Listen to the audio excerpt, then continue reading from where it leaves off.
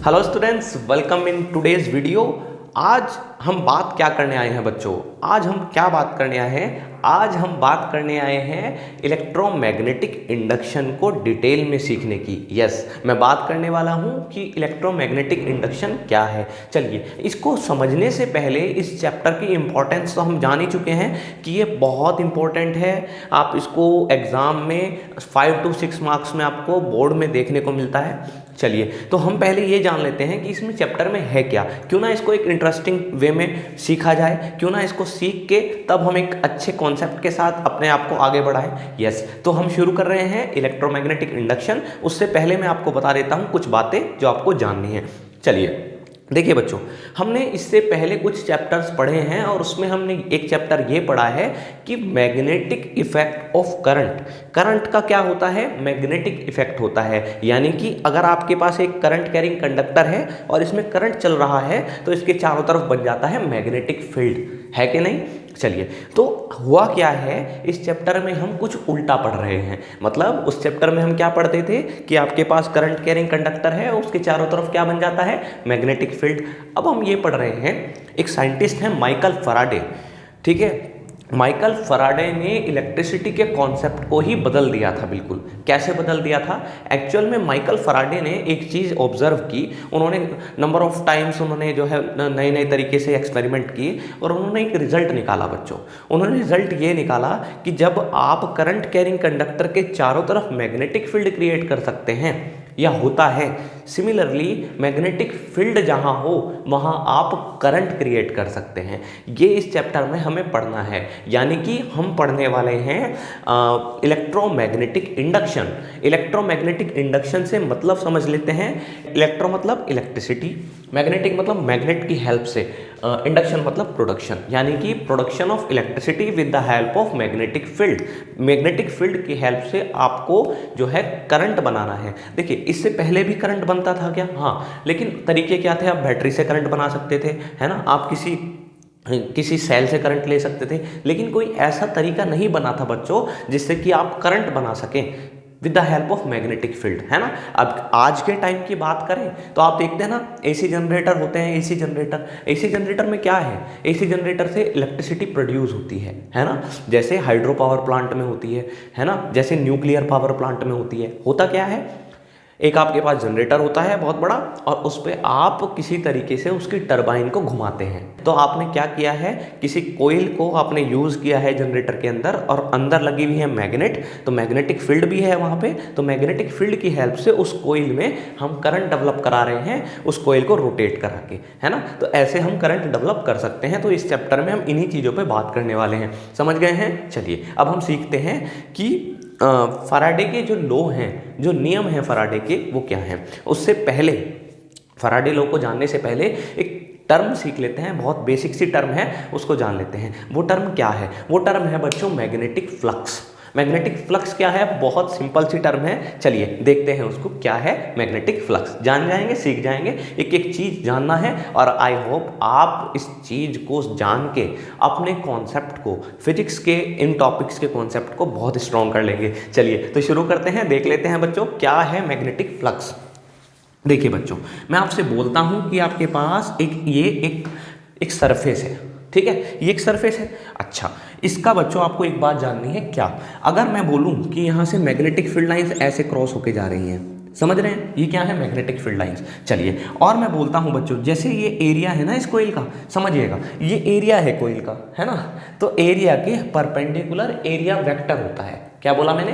Area के perpendicular क्या होता है? Area vector. तो इस एरिया का, ये एरिया है ना, ये कोई सरफेस है, उसका एरिया है। तो उस एरिया पे अगर मैं ऐसे परपेंडिकुलर ड्रॉ कर दूं, दिस इज एरिया वेक्टर। ये क्या है? ये जो दिखाई है ये मैग्नेटिक फील्ड लाइंस हैं। समझ गए हैं? समझ गए इतनी बात को? तो मैंने बोला, अगर मैं बात करूं एरिया वेक्टर और मैग्नेटिक फील्ड के एंगल के बीच की, तो वो है थीटा। समझ रहे हैं? तो आपको क्या करना है, आपको डेफिनेशन क्या कहती है मैग्नेटिक फ्लक्स की? सिंपल सी डेफिनेशन है, किसी एरिया से how many magnetic field lines are passing through it, how many magnetic field lines are passing through it perpendicular to the surface. इस सरफेस से कितनी मैग्नेटिक फील्ड लाइंस गुजरी हैं, क्रॉस हुई हैं, कितने कौन से सरफेस से, उसके परपेंडिकुलर, एरिया के perpendicular. How many magnetic field lines are crossing the area perpendicular to it. देखिए इस केस में मैग्नेटिक फील्ड लाइंस ऐसे थी ना, तो मैग्नेटिक फील्ड का आपको वो कंपोनेंट लेना है जो आपके एरिया के परपेंडिकुलर हो या एरिया वेक्टर के अलोंग हो। एरिया वेक्टर के कैसे हो, अलोंग, और एरिया के कैसे हो, परपेंडिकुलर। समझ गए हैं? तो आप बी को तोड़ सकते हैं। कैसे तोड़ सकते हैं, जल्दी से देख के बताइए। आप तोड़ सकते हैं बी को, आप बी का एक कंपोनेंट ले सकते हैं जो किसके अलोंग है, जो एरिया वेक्टर के अलोंग हो, या फिर ऐसे बोल दूं एरिया के परपेंडिकुलर हो। तो ये कंपोनेंट हो जाता है बच्चों बी कॉस थीटा। समझ गए हैं? अच्छा, एक कंपोनेंट बी का ये होता है, इसको बी साइन थीटा बोल सकते हैं। लेकिन मुझे कौन सा लेना है, वो वाला कंपोनेंट जो एरिया के परपेंडिकुलर हो या एरिया वेक्टर के अलोंग हो। समझ गए हैं? तो चलिए, तो आपके पास जो फ्लक्स का फॉर्मूला बना बच्चों, फ्लक्स इक्वल्स टू क्या बना, फ्लक्स इक्वल्स टू फॉर्मूला बना बी ए कॉस थीटा। समझ गए हैं? कैसे, आपने एरिया की उस मैग्नेटिक फील्ड में मल्टीप्लाई कर दी, तो इसे मैग्नेटिक फ्लक्स बोल देते हैं, है ना। इतना आपका फील्ड लाइंस क्रॉस हुई है इस सरफेस से, फाई से इसको डिनोट कर रहे हैं। समझ गए हैं? थीटा किसके बीच का एंगल है, याद रखिएगा, मैग्नेटिक फील्ड और not area. It is a angle magnetic field and किसके बीच में, एरिया वेक्टर के बीच में। चलिए, इतनी बात क्लियर हो गई। क्या मैं इसको ऐसे भी लिख सकता हूं, phi equals to B dot A, है ना, ऐसे भी लिख सकते हैं, है ना। बी डॉट ए, डॉट हटाते हैं, कोस थीटा आ जाता है। ये इसका हमने इसको वेक्टर के फॉर्म में लिखा। और ये कैसी क्वांटिटी है, ये स्केलर क्वांटिटी है, क्योंकि आपने दो वेक्टर्स की मल्टीप्लाई की है, कैसे वाली, डॉट प्रोडक्ट वाली। तो dot product of two vectors is always a scalar quantity. Scalar क्यों बोला, क्योंकि काउंटिंग ही तो है, इसमें डायरेक्शन थोड़ी ही होगी। Flux is only a counting, है ना, ऑफ मैग्नेटिक फील्ड लाइंस। ठीक है, चलिए यूनिट क्या है, यूनिट को भी देख लेते हैं। यूनिट जो है बच्चों, यूनिट क्या है मैग्नेटिक फ्लक्स की, तो याद रखेंगे दो यूनिट्स हैं मैग्नेटिक फ्लक्स की। एक तो होती है, आपको याद रखनी है, सबसे पहले यूनिट याद रखनी है आपको, वेबर। ये मैग्नेटिक फ्लक्स की यूनिट है। समझ गए हैं? What is the unit of magnetic flux, this is weber. समझ गए हैं? चलिए, और क्या यूनिट हो सकती है, यहां से देखिए, B for magnetic field. Magnetic field किस में होता है, टेस्ला में। एरिया किस में होता है, मीटर स्क्वायर में। तो क्या हो जाएगी एक यूनिट, टेस्ला मीटर स्क्वायर। सो आपको ये बात याद रखनी है। आई होप आप मैग्नेटिक फ्लक्स को जान गए होंगे, बड़ा सिंपल सा था, आपने इसको समझ लिया। देखिए ये चैप्टर बड़ा इंटरेस्टिंग है, बहुत अच्छा चैप्टर है बच्चों, आपको इसको अच्छे से समझने की कोशिश करनी है, तो आप पाएंगे कि सबसे अच्छा चैप्टर है, ठीक है ना, बहुत अच्छे से समझ में आता है। और इसमें आप अपने कॉन्सेप्ट को बहुत स्ट्रांग भी बना लेते हैं विद क्रिएटिविटी, है ना। इसमें बहुत सारी टर्म्स ऐसी आती हैं जो आपके माइंड को ओपन करती हैं इन टर्म्स ऑफ क्रिएटिविटी। चलिए, तो हमने ये चीज़ सीख ली, मैग्नेटिक फ्लक्स का फॉर्मूला सीख लिया, बी ए कॉस थीटा, और मैग्नेटिक फ्लक्स की यूनिट सीख ली, वेबर। ठीक, क्या होता है मैग्नेटिक फ्लक्स, किसी सरफेस से निकलने वाली मैग्नेटिक फील्ड लाइंस जो कि उसके सरफेस के परपेंडिकुलर हो। फाई से इसको हम डिनोट करते हैं। चलिए, अब हम सीखते हैं Faraday law of electromagnetic induction, जो कि मैं आपसे पहले बात कर रहा था। चलिए उस पर चलते हैं और सीखते हैं फैराडे लॉ। चलिए, तो फैराडे लॉ क्या है बच्चों, फैराडे ने एक एक्सपेरिमेंट किया, बेसिक सा एक्सपेरिमेंट उन्होंने किया, लेकिन उसके पीछे की मेहनत बहुत ज़्यादा थी। ठीक है, हम तो सिर्फ वो पढ़ रहे हैं जो उनका फाइनल रिजल्ट आया था, तो सिर्फ हमें सीखना है। ठीक है, मेहनत करने वाले कर गए हैं, आपको सिर्फ उस जो उन्होंने मेहनत की है, जो रियल उन्होंने अपना हार्ड वर्क किया है अपने एक्सपेरिमेंट्स में, हमें सिर्फ उनको पढ़ना है, और हम उसको पढ़ के रहेंगे, अच्छे से एक एक चीज़ को जान जाएंगे, तो कहीं ना कहीं हम भी कहीं ना कहीं सक्सेस हो पाएंगे। चलिए, तो बच्चों स्टार्ट करें। चलिए देखिए अब कैसे करना है, आपको बताता हूँ कि कैसे फैराडे लॉ क्या बोल रहा है। देखिए, मैं आपसे बोलूँ, मान लीजिए एक मैग्नेट है, ऐसा मान लेते हैं, ये ऐसे, समझ गए इतनी सी बात। चलो, यहाँ पे आपके पास एक कोइल है, ऐसे, है ना, ये कोइल है। कोइल कैसे रखी हुई है, कोइल 3D फिगर में ऐसे रखी हुई है, इस तरीके से, समझ रहे हो, ऐसे यहाँ, और यहाँ ये मैग्नेट है।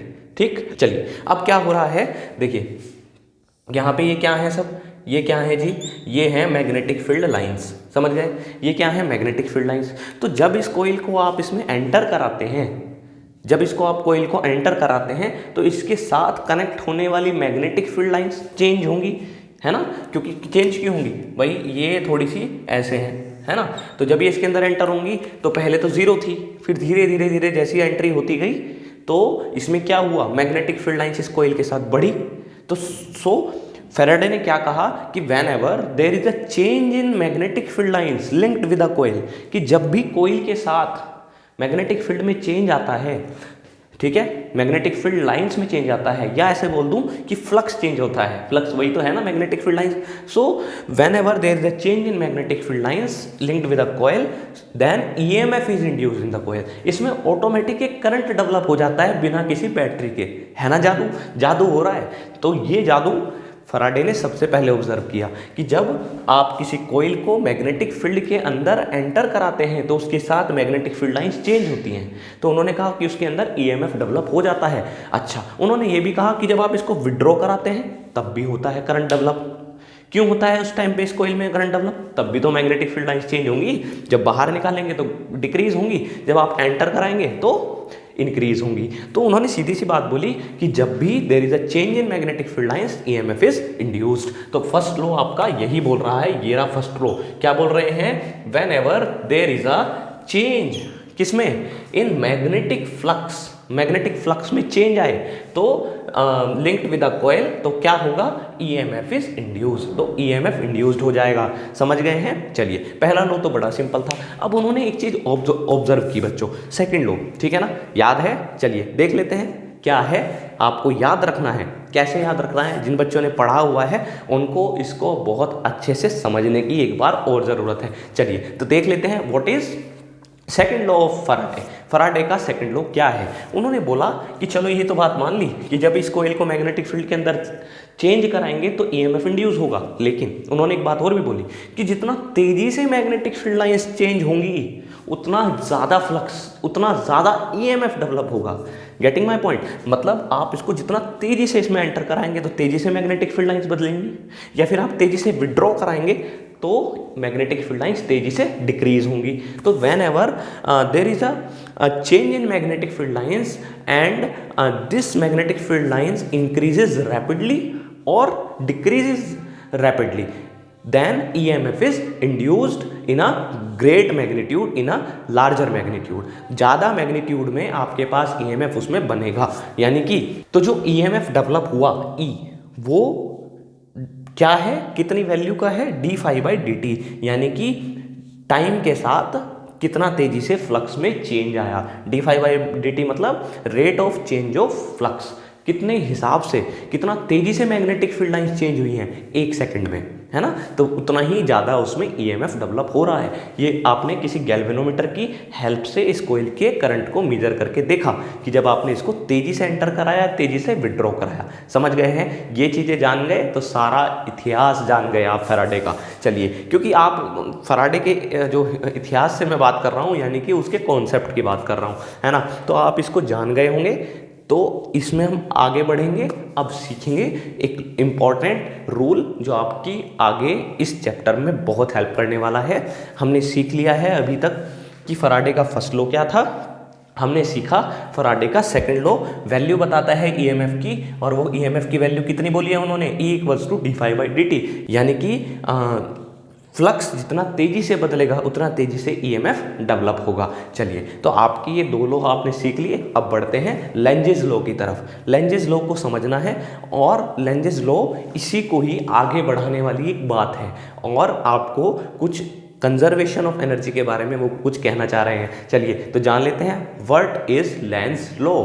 चलिए तो अब बात कर लेते हैं वेरी इंपॉर्टेंट रूल की जो इस चैप्टर में आपकी बहुत हेल्प करने वाला है। यस, मैं बात कर रहा हूँ लेंजेस लॉ की। लेंजेस लॉ क्या बोलता है? लेंजेस लॉ ये बोलता है बच्चों, आप ये तो समझ गए हैं कि जैसे ही कभी भी किसी मैग्नेट की वजह से मैग्नेटिक फील्ड लाइंस किसी कोइल में चेंज हो रही हों तो उसमें ईएमएफ इंड्यूस होता है, करंट बनता है। पर वो करंट कैसा बनता है, किस डायरेक्शन में बनता है, वो आपको सीखना है ना। इसी पे बेस्ड है लेंजेस लॉ। चलिए मैं इसको और डिटेल में लेके चलता हूँ। पहले एक बात आप याद रखिए, जिसको नहीं पता है बच्चा वो पहले सुन ले, और ये इसको मैंने अपनी वीडियोज़ में मैग्नेटिक इफेक्ट ऑफ करंट में चैप्टर है, और उसमें मैंने आपको बहुत अच्छे से कोइल की डायरेक्शन निकालने का तरीका सिखाया है मैग्नेटिक फील्ड के लिए। चलिए अभी तो सीधी सी बात आप ये याद रखिए कि जब भी करंट क्लॉकवाइज चल रहा है तो वो एक मैग्नेट की तरह बिहेव करती है कोइल। समझ रहे हैं? जब भी किसी कोइल में करंट चल रहा है तो वो एक मैग्नेट की तरह बिहेव करती है, और क्लॉकवाइज चल रहा है तो ये वाला फेस जो सामने का फेस है वो साउथ पोल बन जाता है। साउथ पोल का मतलब मैग्नेटिक फील्ड लाइंस का अंदर जाना है। समझ गए हैं कि जब भी कोई करंट कैरिंग कोइल है और उसमें करंट चल रहा है तो वो एक मैग्नेट की तरह बिहेव करती है ना, और उसका एक फेस जो है साउथ पोल बन जाता है अगर करंट उसमें क्लॉकवाइज चल रहा है सामने से देखने पे। समझ गए हैं। सिमिलरली अगर मैं बात करूं, अगर किसी कोइल में करंट चल रहा है और करंट उसमें एंटी क्लॉकवाइज है तो समझ जाइए कि उसमें वो भी एक मैग्नेट की तरह बिहेव करेगी कोइल, और उसका ये वाला फेस, सामने वाला फेस नॉर्थ पोल हो जाएगा। नॉर्थ का मतलब मैग्नेटिक फील्ड लाइंस बाहर को आने का है ना। मैग्नेटिक फील्ड लाइंस इसमें से कैसे निकल रही हैं, बाहर को। समझ गए हैं। चलिए अब आपके पास लेंजेस लॉ को और डिटेल में सीख लेते हैं। मान लीजिए बच्चों ये कोइल है, ठीक है, ये क्या है, कोइल, और ये कोइल आपकी यहाँ रखी हुई है ऐसे, ठीक। इसके अंदर आपने मैग्नेट को एंटर कराया है। तो हुआ क्या है, ध्यान से सुनिएगा। जब भी आपने मैग्नेट को एंटर कराया तो इसके अंदर मैग्नेटिक फील्ड लाइंस इंक्रीज हुई है कि नहीं, ये इंक्रीज हुई है ना। तो इसमें लेंजेस लॉ क्या कह रहा है, लेंजेस लॉ कह रहा है कि इसमें जो ईएमएफ बना, ये जो करंट बना वो इस तरह से बना कि उसने उसको अपोज किया जिसने उसको बनाया है। किसने बनाया है इसमें करंट, इन फील्ड लाइंस ने। जो फील्ड लाइंस इसमें इंक्रीज हो रही हैं उसने ही तो बनाया है। फील्ड लाइन इंक्रीज होने के पीछे क्या रीजन है, इसका एंटर होना, मोशन होना, किसमें, इस मैग्नेट का कोइल के अंदर। समझ रहे हैं। तो ये अपोज करेगा, लेंजेस लॉ बोलता है कि ये कोइल अपने अंदर एक ऐसा करंट बनाएगी, करंट तो बनेगा है ना फैराडे लॉ के अकॉर्डिंग, पर वो करंट इस तरह से बनेगा कि वो अपोज करेगा जिसने उसे बनाया है। किसने बनाया है उसको, इस मैग्नेट ने बनाया है। कैसे बनाया है, फील्ड लाइंस को इंक्रीज करा के कोइल के अंदर। क्यों इंक्रीज हुई है कोइल के अंदर मैग्नेटिक फील्ड लाइंस, क्योंकि आपने नॉर्थ पोल एंटर जब कराया है तो मोशन कराया है ना, मोशन आने की वजह से फील्ड लाइंस इंक्रीज हुई हैं। तो what is the cause of production of EMF in this coil, it is motion of the magnet towards the coil. इस केस में यही तो बात है, समझ रहे हैं ना। चलिए अब सुनिए, तो इसमें जो करंट बना वो इस तरह से बना ऑटोमेटिक कि वो इसको अपोज करे, ये इसके अंदर एंटर ना हो। ये इसके अंदर एंटर कब नहीं होगी, खुद बताइए कब नहीं होगी, अगर यहाँ पे कोई रिपल्जन वाला फेस बन जाए। रिपल्जन वाला फेस कैसे बन सकता है, अगर इसमें करंट मेरी तरफ से देखने पे एंटी क्लॉकवाइज बन गया बच्चों। एंटी क्लॉकवाइज बनने से क्या होगा, ये वाला फेस बच्चों, ये वाला फेस नॉर्थ पोल बन जाएगा। अभी सिखाया है ना, तो इसमें करंट चलेगा तो ये भी अपने आप में मैग्नेट की तरह से बिहेव करता है। ये फेस नॉर्थ हो गया क्योंकि ये इसमें एंटी क्लॉकवाइज करंट मैंने चलाया है। एंटी क्लॉकवाइज में नॉर्थ बन जाता है ना, तो ये नॉर्थ बना तो ये इस नॉर्थ को रिपेल करेगा। तो आप क्या कर रहे हैं, यहाँ अगर नॉर्थ बन गया है तो ये कोइल अपोज करेगी इस मैग्नेट को एंटर करने से। तो अगर आपको लगातार इसमें करंट बनाना है तो फील्ड लाइंस को चेंज करना होगा, यानी कि इसको एंटर कराना होगा, है ना। और ऐसा करने में क्या होगा, ऐसा करने में आपको खर्चा करना पड़ेगा, किसका, मैकेनिकल एनर्जी का, जिससे कि ये एनर्जी, मैकेनिकल एनर्जी आपको किस में दिखाई देने लगेगी, इलेक्ट्रिकल एनर्जी में। तो आप एक बात समझे कि लेंजेस लॉ और कुछ भी नहीं है, it is simply based on law of conservation of energy. आपने ये रिपल्जन है और आपको लगातार करंट चाहिए तो फील्ड लाइंस बढ़ानी पड़ेंगी, ये बढ़ नहीं पा रही तो आपको ये रिपल्जन जो यहाँ से आ रहा है इसके अगेंस्ट वर्क करना पड़ेगा, तो आपको मैकेनिकल एनर्जी देनी पड़ेगी। That is why it is converted into electrical energy. समझ गए। चलिए एक एग्जांपल से और जान लेते हैं। अगर मैं बोलता बच्चों कि मैं इसको विड्रॉ करा रहा हूँ, बाहर की तरफ खींच रहा हूँ, चलिए इसको मिटा देते हैं, अब दोबारा से देखते हैं। इसको मैं बाहर को खींच रहा हूँ बच्चों, तो इसके अंदर फिर ईएमएफ बनता है, फिर करंट बनता है। क्यों बनता है, क्योंकि फील्ड लाइंस घट रही हैं जब इसको मैग्नेट को आप बाहर को खींच रहे हैं। समझ रहे हैं। अच्छा, बाहर को खींच रहे हैं, फील्ड लाइंस घट रही हैं, फील्ड लाइंस घट रही हैं, यही कारण है इसमें ईएमएफ बनने का।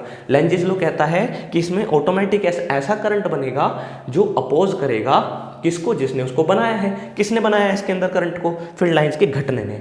और ये क्यों घटी है, ड्यू टू द मोशन। कहाँ motion, away from the coil से दूर ले जाने की वजह से।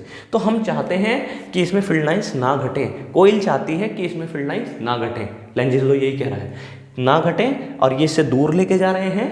समझ रहे हैं, दूर लेके जा रहे हैं तो ये इससे दूर ना जाए, क्योंकि लेंजेस लॉ कह रहा है कि अपोज करता है, कोइल में करंट ऐसा बनता है कि वो अपोज करता है जिसने उसको बनाया है। किसने बनाया है, फील्ड लाइंस के घटने ने। क्यों घट रही हैं, मैग्नेट के दूर जाने की वजह से। समझ रहे हैं। तो ये दूर ना जाए तो कोई ऐसी चीज हो जो इसको पकड़ के रखे, इस मैग्नेट को पकड़ के रखे उधर को, तो ये घटेंगे नहीं, है ना। तो यहाँ पे कुछ ऐसा बनना चाहिए साउथ पोल, तभी तो इससे अट्रैक्ट रहेगा, है कि नहीं। चलिए, तो ऐसा करने के लिए इसमें जरूर करंट कैसा चला होगा, अगर साउथ पोल बनाना था कैसा करंट चला होगा, क्लॉकवाइज। तो इसमें करंट बच्चों कैसा हो गया है, क्लॉकवाइज, समझ गए हैं। तो अब ये इसको खींचने नहीं दे रहा, है ना, नॉर्थ साउथ अट्रैक्ट करके रखी हुई है, इधर खींचने नहीं दे रहा, घटने नहीं दे रहा, समझ रहे हैं। लेकिन हम चाहते हैं करंट बनाना, तो हमें क्या करना पड़ेगा, हमें इस अट्रैक्शन के अगेंस्ट जाना पड़ेगा, है कि नहीं, अगेंस्ट जाना पड़ेगा इसके, है ना। तो आपने एक्स्ट्रा मैकेनिकल एनर्जी देनी पड़ेगी, उसी के रेट पे, उसी के पैसों में आपको इसके अंदर इलेक्ट्रिकल एनर्जी देखने को मिलेगी, क्योंकि मुझे तो डिक्रीज करनी है फील्ड लाइंस, तभी तो ईएमएफ बनेगा। लेकिन ईएमएफ इसमें ऐसा बन रहा है कि वो खुद ही अपोज कर रहा है कि क्यों बनाया मुझे, समझ रहे हैं। तो लेंजिस लॉ यही है, ईएमएफ इंड्यूस्ड इन अ कोयल, जो कोयल में इंड्यूस्ड ईएमएफ है इज इन सच अ वे, वो इस तरह से होता है डैट इट अपोजेस, वो क्या करता है, अपोज करता है द कोज, उस रीजन को, डैट प्रोड्यूसेस इट, जिसने उसको बनाया है। किसने बनाया है इसमें करंट, इस मैग्नेट के मोशन ने। तो मैग्नेट का अवे मोशन है तो इसको खींचने की कोशिश करेगा, अगर टूवर्ड्स द कोयल मोशन है मैग्नेट का तो वो उसको रिपेल करने की कोशिश करेगा, समझ गए हैं। This is all about Lenz's law. अगर आपने लेंजिस लॉ को बहुत अच्छे से सीख लिया, बहुत अच्छा कर जाएंगे चैप्टर में। और मैं आपसे ये रिकमेंड करूंगा कि ये जो चीज़ मैंने आपको सिखाई, इसको आपको बार बार देखना है, समझना है, कोशिश करनी है जानने की, सीख जाएंगे, धीरे धीरे सारे कॉन्सेप्ट क्लियर होते जाएंगे, सब जल्दी ही उजाला आएगा। और उसके लिए आप तैयार रहिए, बढ़ते रहिए और सीखते रहिए।